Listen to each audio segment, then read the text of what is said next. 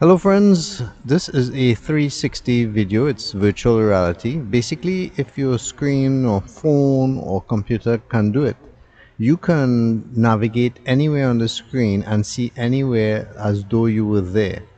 If you're using your phone, you can use your finger to adjust. You can also use the YouTube navigator if you're using the YouTube app. Basically, you should be able to move the screen and see in any direction you want. Basically, I'm standing in Princess Town in Trinidad in a place called the Triangle where people gather, they sell stuff. It's sort of a mini promenade.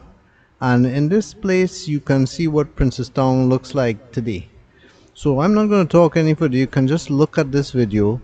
But soon I will also have a full release of a Princess Town walkthrough where you can see all of the area of Princess Town from the Naparima Mayaro Road perspective. So keep on watching.